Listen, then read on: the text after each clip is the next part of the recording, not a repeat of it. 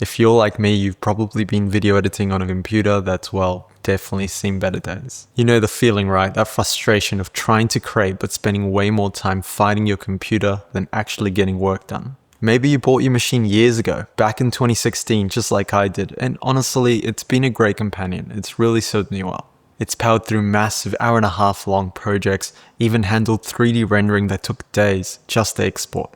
Seriously, it's worked hard. But as the years have gone by and the needs have grown, editing has turned into this painfully slow process. You're pulling out every trick in the book just to get through a project. Your hard drives are packed because you're creating proxies for every single one of your thousands of video clips. You're dropping your timeline playback quality down to the absolute lowest setting. You have to cut log footage completely flat, no color grading, no effects, no titles, just to get decent playback, adding literally all of that until the very last second before finally hitting export. And even then, you can only manage to see a single frame preview of your grade or effects because of real-time playback with all of that layered on. Yeah, that ain't happening. Then comes the export. Sitting there waiting hours for even a short 1-minute social media clip to render and just praying it doesn't crash halfway through. And when you finally think you're done and the export finishes, you play the video back. And that's when you spot all the mistakes, the little tweaks needed in the color grade and the effects that look jarring when they're actually in motion. All things that you simply couldn't see when you were limited to those static previews. And what does that mean? Well, another export with hours of waiting all over again, just praying that you finally got it right this time around. And just to be clear, we're not even talking about high-end cinema camera files here. This was all happening with standard 4K H.265 files from my Sony a7 IV, which is a pretty common entry to mid-level range enthusiast camera these days. And maybe like mine, your machine is starting to physically show its age too. CPU overheating during heavy loads, weird noises coming from the CPU cooler, strange beeping sounds from the motherboard. You just reach a point where putting more money into fixing old hardware doesn't really make sense anymore, especially when even if fixed, it still won't keep up with your modern needs. And so to continue working, building a new PC stops being just a choice and really becomes more of a necessity. Well, I finally reached that point. And in this video, that's exactly what we're doing. We're building a brand new video editing PC with an AMD Ryzen 9900X and an Nvidia RTX 5070 Ti to use with my main video editing software of choice, which is DaVinci Resolve. This is something that I've been planning and wanting to do for years now. The big goal, a machine designed to handle proxy-free, 4K, H.265, 422 10-bit video editing with smooth 24 FPS real-time playback in at least half timeline quality, even with color grading, effects, and titles enabled. One that will finally let us edit creatively again. Throughout this video, I really want to walk you through every single step of this journey and explain the research and reasoning behind every single component I selected. It's a confusing and turbulent PC market out there, and my aim is for my experience to act as a real-world resource that can genuinely help provide you some insight into building your own video editing PC. While in present day, this PC build is around the 3K to 3.2K AUD price range, as the PC market shifts so dramatically rather than including hard-coded pricing within the video that may be outdated in a month or two, I will be sharing a PC part picker link in the description, which when your correct country is selected, will allow you to find updated pricing for where you live. And depending on the market at the time that you're watching this on PC Part Picker, you may also be able to find other components that I haven't mentioned in this video, which may offer better performance for a similar price, and so it's worth having a look and seeing what's available as well. In addition to this, if you do happen to reside in Australia like myself, I also recommend visiting a great website called pGrid to see updated local pricing and stock. So let's get into it. Now you may be wondering why I even bother using the H.265 422 codec in the first place. Well, the camera that I primarily use is the Sony a7 IV, and it gives you a bunch of codec options, but the two that offer the best quality are XAVC HS4K, which is H.265, and XAVC SI4K, which is H.264. Well, the H.264 XAVC SI codec is definitely easier for most computers to handle without needing specialized hardware like Intel QuickSync, which you can find in their CPUs and Arc GPUs, Apple's M Silicon media engines, or the newer Nvidia 50 series support. The big problem with it really comes down to storage. Shooting an XAVC SI means you now have to invest in pricey, high-capacity V90 SD cards compared to the more affordable V60 cards you can use for recording in H.265. But beyond just the SD card themselves, the file sizes are massive. This directly translates into needing significantly more hard drive space. When you factor in needing SSDs for editing, plus multiple large hard drives for backups, those storage costs start to skyrocket pretty quickly. Maybe for a large production house with a dedicated server, this isn't a huge deal, but for an independent creator like myself, every terabyte counts, and saving on storage costs, that's a big win. That's why H.265 makes so much sense. You get the same great quality, but with much smaller files. Okay, so the next big decision I had to make was PC or Mac. I've used both over the years and can adapt to either environment, but I've definitely spent more time working on Windows and naturally feel more comfortable in that space. That said, a major factor for me was my existing hard drive setup. All my drives are formatted as NTFS. I chose NTFS because like Mac's APFS format, it's journaled, which gives you a much better chance of recovering data if corruption happens. The catch? macOS simply can't natively write to NTFS drives. Sure, there are formats like exFAT that technically work on both, but they aren't journaled, and honestly, I just don't feel comfortable trusting my most important data on a non-journaled hard drive. I also know there are third-party apps out there that enable NTFS writing on a Mac, but reviews seem pretty mixed and the risk of potentially corrupting my drives just isn't worth it to me. Plus, switching to Mac would mean figuring out exactly how and where to safely temporarily store my terabytes upon terabytes of data just to reformat all the drives to APFS and then copy the data back. Then there's DaVinci Resolve's performance and stability.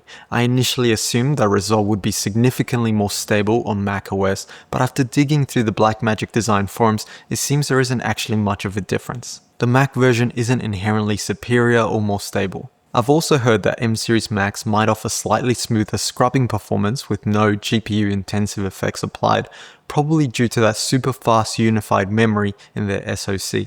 But honestly, the scrubbing performance I get on Windows now is perfectly fine, and it doesn't hinder my workflow at all. Plus on PC, I keep the ability to upgrade my RAM capacity later in the future if I ever need to, which is something you just can't do on a Mac. For a long time, the H.265 422 decoding support was the single biggest sticking point pushing me towards Mac thanks to their excellent M-series media engines. Before, the main PC alternative was Intel QuickSync, which you'd find in their CPUs or Arc GPUs, but with reports of Intel's 14th gen CPU degradation issues and mixed feedback on QuickSync's effectiveness compared to Apple Silicon, I was pretty hesitant. The real game changer was Nvidia announcing H.265 422 support in their new 50 series GPUs. I could now confidently choose a reliable AMD CPU without worrying about built-in decoding, pair it with a powerful Nvidia GPU that has great media engines, and even have the option to upgrade just the GPU in the future if something even better comes along, without my entire platform choice, meaning the motherboard, CPU, and RAM, being dictated by solely that one codec. Another key point is versatility. While Macs can be great for straightforward video editing and color grading, they tend to fall short when you introduce 3D work. While 3D isn't really my main focus, I've incorporated 3D elements into my videos before, and I really like having that flexibility to freely do so whenever I want to, without potentially being limited by Mac's hardware. Maybe larger production agencies have separate specialized machines for video editing and 3D work, but for me, I need one versatile system that can handle it all. Future-proofing was another major consideration favoring PC. If my workload changes drastically in the near future and I find that I need more power than what a Mac Mini or a Mac Studio offers, my only option is to sell the entire machine and start over, as nothing inside is user upgradable. With the PC, I specifically chose components that offer clear upgrade paths. Now, this benefit of user choice and upgradability also does come with a drawback. It's completely up to you to ensure you're making correct choices in components that are fully compatible and stable with each other. There's definitely a lot of room for error there. While a Mac isn't user upgradable after purchase, there's also no risk that you'll buy a Mac configuration where the internal components aren't fully compatible and stable with each other.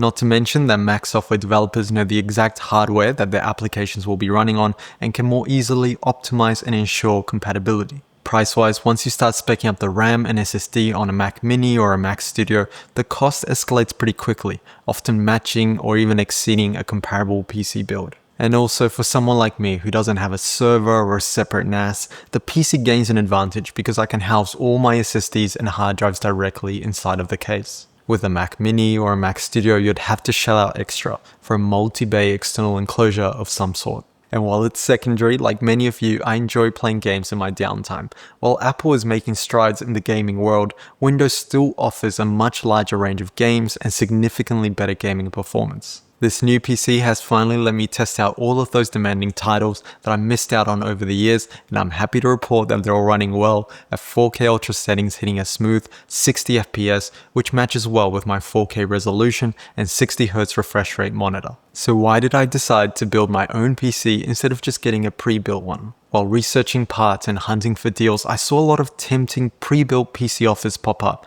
especially on websites like OzBargain here in Australia. They often look cheaper than sourcing the parts individually, even after factoring in assembly and cable management. But when I started digging a little deeper, I began noticing where corners were often cut to hit those attractive price points. Based on what I saw in OzBargain posts and comments and also on Reddit, common issues included power supplies from lesser known brands being pushed right up to their wattage limit, leaving no headroom for power spikes or future upgrades. Motherboards lacking PCI Express 5.0 slots, even when paired with the brand new PCI Express 5.0 graphics card, or having subpar VRM cooling. Cases with poor airflow, RAM with less than ideal latency specs, and perhaps most concerningly, user reports mention long delivery times and instances where technicians, likely during rush periods, miss crucial steps like removing the plastic film from CPU coolers, leading to overheating and potentially CPU damage. So while those pre-built deals can look great on paper, unless it's from a highly trusted builder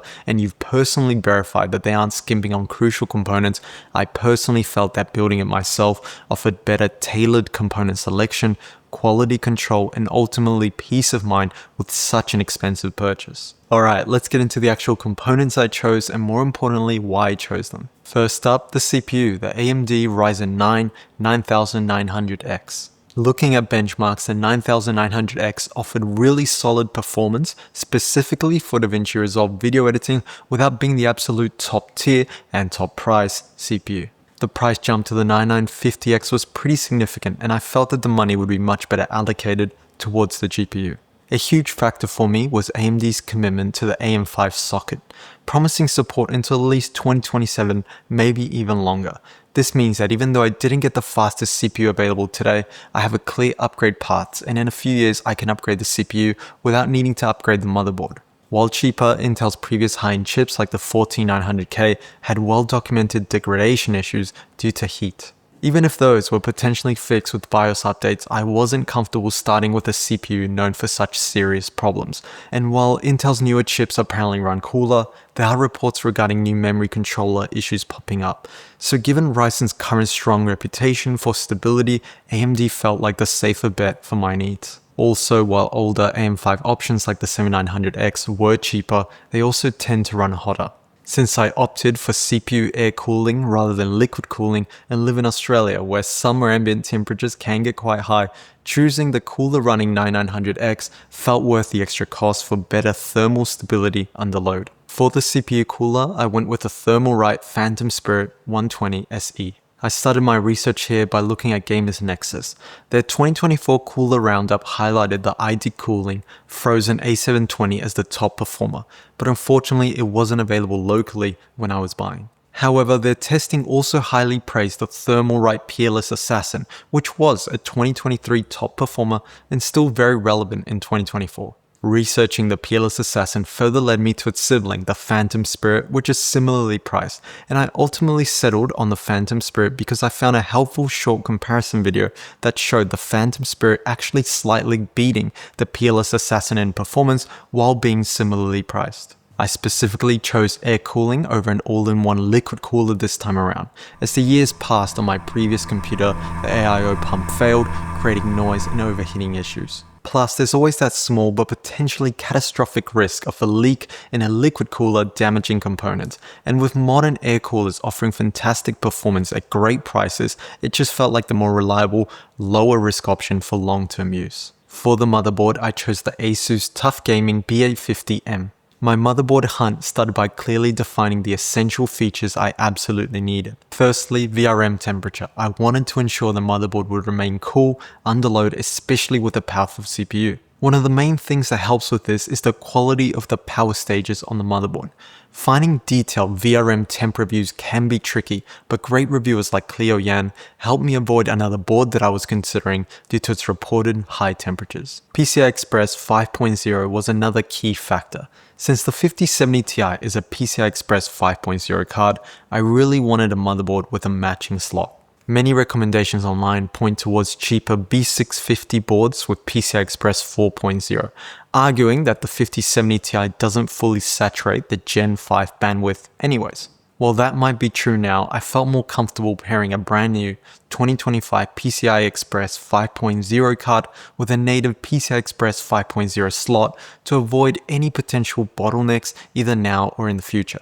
The motherboard is a pain to swap out later. If I upgraded my GPU in a few years to one that does need that PCI Express 5.0 bandwidth, I'd be facing a full system rebuild instead of a simple GPU swap if I went for a PCI Express 4.0 board today. Spending a bit more now for the PCI Express 5.0 slot just felt worth it for that future flexibility. When choosing between MATX versus ATX motherboard sizes, I had always built with ATX motherboards before, mostly because I was using an ATX case and an ATX power supply. But realistically, I never actually used the extra PCI slots on ATX motherboards, except maybe for a Wi-Fi card, which is often built in these days anyways. So choosing an MATX board that had exactly the features I needed and nothing more was a smart way to save money without sacrificing core functionality and free up budget for other parts. And when it came to actually finding the right motherboard, an incredible resource was this online Google spreadsheet that I found, which I'll link in the video description below.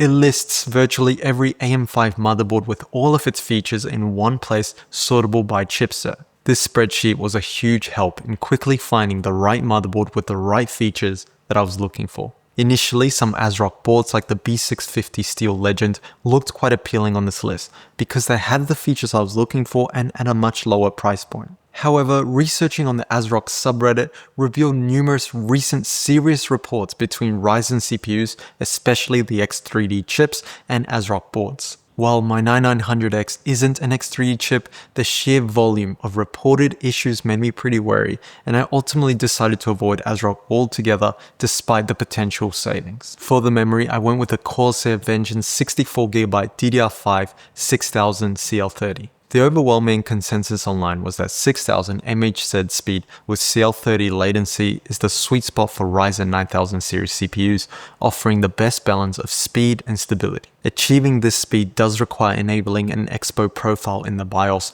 which is technically a form of overclocking, but it is the speed that's advertised right on the box by the RAM manufacturer. And although AMD officially lists the 9900X as supporting up to 5600 MHz RAM, this seems to be pretty conservative. AMD themselves sent 6000 MHz kits to reviewers, and RAM manufacturers like Corsair actively recommend 6000 MHz kits for these CPUs. Initially, I found a cheaper 48GB 6000 MHz CL30 kit from a lesser known brand on sale locally. It was out of stock, but it had a short ETA. Unfortunately, the ETA passed, stock didn't arrive, and the ETA then vanished. Also, that kit had tall RGB heat spreaders, which might have interfered with my large air cooler. And honestly, I have zero interest in RGB RAM anyways. Looking for other 48GB options revealed that they were significantly more expensive, and whilst I don't necessarily need 64GB, at that point stepping up to 64GB was only a small price increase. And so I landed on the Corsair Vengeance 64GB DDR5 6000 CL30 kit. The 32GB version of this kit was listed on my motherboard's qualified vendor list, the QVL, which gave me some confidence that it would work well with the board. However, there's much more to this RAM story, which I'll be getting into shortly. For the video card, I chose the Gigabyte Windforce SFF GeForce RTX 5070 Ti. When I started planning this build, options were pretty limited, but when the Nvidia 50 series launched, they immediately caught my eye because of the crucial H.265 422 hardware decoding support. As I mentioned earlier, I shoot exclusively in this format with my Sony a7 IV to manage file sizes and storage costs since I don't have a large storage server set up. Unfortunately, at first, 50 series launch prices were incredibly inflated, selling well above the MSRP. I patiently held off, hoping AMD's new competing 9000 series GPUs might also include H.265 422 support. But after reaching out and confirming with AMD that they didn't, my focus returned to Nvidia. Within my budget, the realistic options were the 5070 and the 5070 Ti. While the 5070's raw performance might have been okay, its limited 12GB of RAM was a bit of a concern compared to the 5070 Ti's 16GB offering. And this seemed to be a common sentiment online, as the 5070 Ti was constantly selling out in minutes while the 5070 was always available. Honestly, whilst the situation might be better now, at the time, finding a 5070 Ti at MSRP took weeks of patient waiting, market tracking, and eventually obtaining the Gigabyte model from a local retailer. But even when I did find it in stock at a local retailer, it wasn't easy. I literally had to collaborate with their web dev team to fix a website bug that prevented me from purchasing it when it was in stock. Honestly, I really had to earn that one. For the case, I went with a Montech AIR 903 Max. The case felt like a safe place to save some money, as its primary job is just housing all the components and providing airflow. However, I definitely didn't want to totally sacrifice airflow quality, and good included fans were a must. I did want them to be reasonably quiet. I also strongly preferred a solid metal side panel over tempered glass, as I've seen way too many shattered glass horror stories online, and I'm not really a fan of RGB lighting anyways that can be seen through the glass. Though unfortunately, non-glass cases are quite rare to find these days. A YouTube video by Scatterbolt pointed me towards the Montech AIR 903 Max. Very affordable, came with 4 140mm fans pre-installed, 3 in the front and 1 in the rear, dust filters, solid metal construction, and had enough dry base for my 2 3.5-inch hard drives and 2 2.5-inch SSDs. I really liked almost everything about this case except for one key installation quirk with the GPU that I'll discuss a bit later.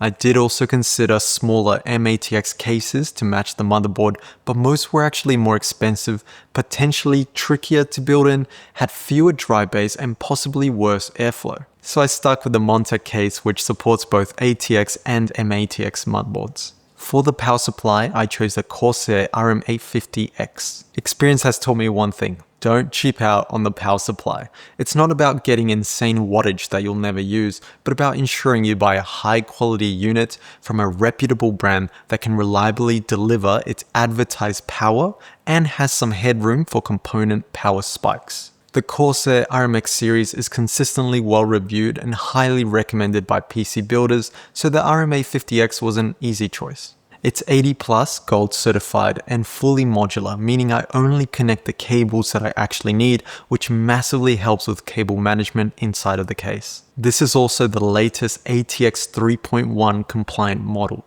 which includes the specific single power connector needed for the newer Nvidia 40 and 50 series GPUs. And while there are other options, given the ongoing concerns and reports about melting connectors on Nvidia cards, even affecting some 5070 Ti's, although it's a lot less common than on 5080s and 5090s, using a high quality, compliant power supply with the correct native cable just felt important for safety and avoiding any risk to the rest of the system. For the additional case fans, I added 2 of the Arctic P14 PST. To optimize airflow beyond the included case fans, I consulted an airflow guide from Noctua for a similar case layout. Noctua are widely regarded as leaders in air cooling, so they're definitely a brand to trust when it comes to their recommendations. Based on their guidance, I added 2 140mm Arctic P14 PST fans in opposite orientations as top exhaust and top intake. Arctic makes excellent quiet fans with long warranties and at a good price point. Ideally, I wanted black fans to match the case aesthetic, but only the white ones were in stock locally with no ETA for black, and honestly, it wasn't worth compromising on fan quality just for the color, especially since the top fans are mostly hidden by the top lip of the case anyways. And lastly, in terms of storage, I'm mostly just bringing over all of my past hard drives and SSDs that store my footage and backups. These are 2 3.5-inch SATA hard drives and 2 2.5-inch SATA SSDs. These 4 drives occupy the 4 SATA ports on the motherboard, and then lastly I'm using an NVMe drive as the Windows and program installations drive. So with all the parts finally gathered, it was time for the build itself. For the most part, assembly went pretty smoothly, but there were definitely a few hiccups and learning moments along the way that I thought were worth mentioning. Since in the past I've always built ATX motherboards and ATX cases, I've never actually had to move the motherboard standoffs before. And this time around, as we're using an MATX board in an ATX case, I needed to reposition these pre-installed standoffs to match the MATX board's mounting holes. And honestly, I hadn't even thought about how I'd be doing this beforehand, and in the moment a quick Google search suggested that I could use pliers, but then I remembered that I had a socket screwdriver set from working on my car. Using the 3/16 size socket to move the standoffs felt much safer and minimized the risk of scratching the case's interior. Applying the thermal paste that came with the Thermalright cooler was unexpectedly tricky. Thermalright's own YouTube tutorial for this exact cooler showed a fairly liquid paste that was easy to apply in dots. Mine, however, was quite thick and solid, making it very difficult to push out of the tube. Applying it in neat dots was impossible, so I just ended up squeezing out the whole tube and then carefully spreading it across the CPU heat spreader with a disposable spoon. Though definitely installing the GPU was the most stressful part of the entire build. Aligning it correctly turned out to be way harder than it should have been. I've built PCs before, and usually you just align the video card with the PCI Express slot and then click it in. But no matter how I angled this 5070 Ti, it just wouldn't align correctly with the motherboard's PCI Express slot. Multiple times I checked that the GPU's metal bracket was seated correctly in the case slot, but something just felt physically blocked. Holding my most expensive component, trying repeatedly to maneuver it without forcing anything was incredibly nerve-wracking. I started wondering if there was an incompatibility between the case and the motherboard, or if the case tolerances were slightly off. Eventually, after much trial and error, I found the trick. Seat the metal bracket in the case slot first, lower and straighten out the card part way, then apply quite firm forward pressure, pushing the card towards the back of the case. This seemed to shift things just enough to allow the PCI Express connector to align correctly and click into the motherboard slot. I've never had to do that before, and I'm still not entirely sure if it's a case issue or a weird tolerance stack up between the components, but it did work in the end. With all the horror stories about melting Nvidia power connectors, I was very careful plugging in the GPU power cable. I made absolutely sure that it was fully seated and that the power cable wasn't bent too sharply near the connector or pinched anywhere else. Also, screwing in the Arctic top fans required surprisingly more force than I expected. Apparently, Arctic fans don't have pre-threaded screw holes. You're essentially cutting the threads yourself as you screw them in, which explains the resistance that you feel. Good to know now, but at the time I was quite concerned that I was forcing something. And definitely a very minor point, but the 3.5-inch hard drive cage in the Montech case is a little bit cumbersome. You have to remove the entire cage assembly even if you just want to swap out one drive. It works and it's probably typical for budget cases, but a toolless, individual drive system would definitely be a nice future improvement. But still, given the case's price point, it's a very minor complaint. But now, finally the PC was built.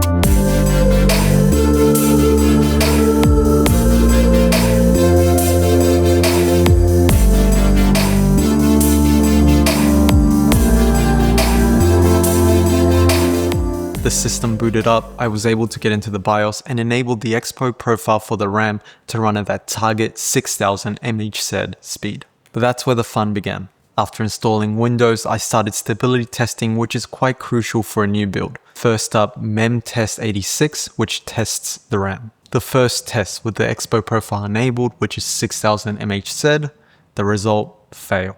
2 errors were detected, not good at all. For the second test, I disabled the expo profile running the RAM at its default 4800 mHz, the result, pass. And so for the third test, I enabled the expo profile again, running at 6000 mHz, again, the result, fail. But now, even worse, 6 errors were detected this time. Even a single RAM error is bad news, and a key point of concern potentially leading to data corruption or OS instability down the line.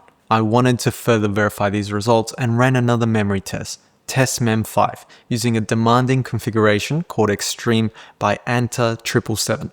In just under an hour of running, it had already found 3 errors. It was clear that this was an issue that needed to be resolved. Luckily, I had bought the RAM from Amazon and the replacement process is excellent, so I immediately requested a replacement. While waiting for the new kit to arrive, I decided to contact the manufacturers, Corsair for RAM, AMD for CPU, and ASUS for the motherboard, just to double check if 6000 MHz CL30 RAM was indeed the right target speed for my 9900X, given the initial instability seen in the testing. The responses were honestly quite underwhelming to say the least. All three essentially washed their hands off it, stating that 6000 MHz isn't officially supported, explaining that enabling Expo is a type of overclocking, and therefore stability isn't guaranteed. This is where I have a bit of a gripe with the PC industry. Yes, technically Expo is overclocking, but these RAM kits are marketed with these Expo speeds right on the box. Corsair's own documentation recommends 6000 MHz for this platform. Motherboard manufacturers boast support for speeds way higher than 6000 MHz. AMD even sends 6000 MHz kits along with their CPUs to reviewers. For these same companies to then turn around and offer no guarantees and no support when users try to achieve the advertised speeds feels a little bit disingenuous, to be honest. It leaves users completely on their own to troubleshoot complex memory stability issues. Feeling a bit stuck, I turned to Reddit, explained my situation, and asked if I was even chasing the right speed in the first place. Thankfully, the community confirmed that 6000 MHz CL30 is indeed the correct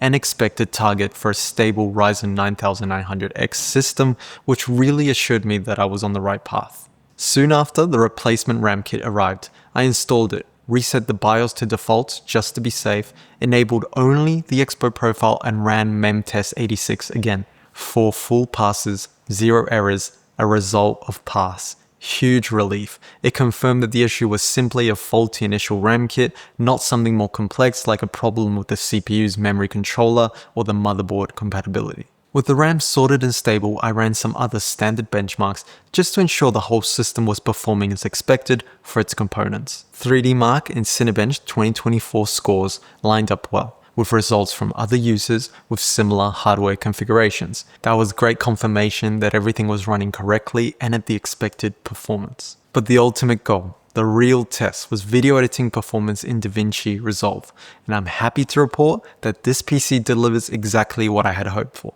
Making sure that you're running the latest DaVinci Resolve 20 is absolutely key, as this version fully supports that crucial H.265 422 hardware decoding from the Nvidia 50 series. Now, when I open up a complex project, one with lots of H.265 clips, heavy color grades with multiple nodes, effects like stroke and drop shadow, titles and subtitles, I can hit play and get smooth, real-time 24fps playback at half timeline resolution with everything enabled and without needing proxies. And honestly, half quality looks perfectly fine for editing in the viewer.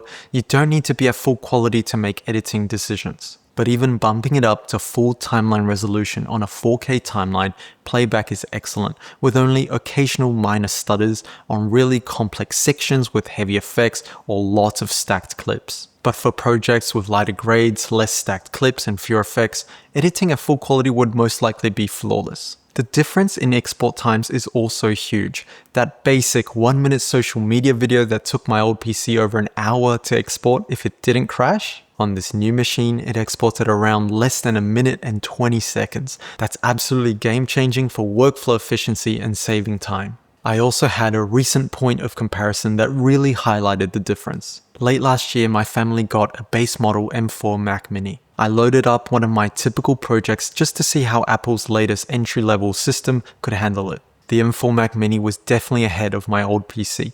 It could play back the timeline with grading and effects enabled at around 15 FPS in half quality playback, whereas my old PC would just choke completely at 0 to 1 FPS. However, the base model M4 Mac Mini still can't match this new PC build, which handles the same project flawlessly at 24 FPS in half quality and very respectably even at full. But of course, my new PC build costs significantly more than a base M4 Mac Mini.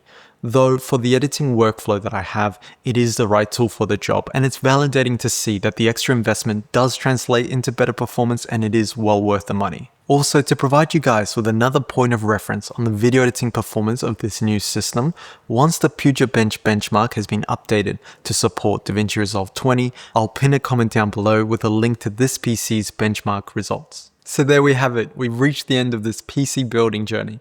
Looking back at where I started, wrestling with slow timelines, editing on a static frame when it came to any form of color grading and effects, and just praying for hour-long exports to finish without crashing, only to have to run them again after finding a mistake that I hadn't noticed. It's truly a night and day difference compared to where we are now. And the goal of achieving proxy-free H.265 422 editing with smooth 24 FPS real-time playback, even with color grading effects and titles applied? I'm happy to say that this PC build has definitely delivered on that, and it's transformed my workflow into a much more fluid and creative process. My hope in sharing this experience was to provide real practical value for you. I wanted this video to be a real-world resource, as it's definitely a confusing and turbulent market out there. Not only are there so many different choices with so many avenues for error, but also things like GPU shortages, inflated prices, and concerns about melting GPU power connectors and damaged CPUs by motherboards definitely don't help. So I really hope to at least provide a bit of confidence, clarity, and real-world insight for your own potential video editing PC build journey. And if this video has helped you out, or you're in the same position as I was with your current computer, or maybe you have any questions at all about the build, I'd love to hear from you guys down in the comments below. Thanks guys, I'll see you in the next one.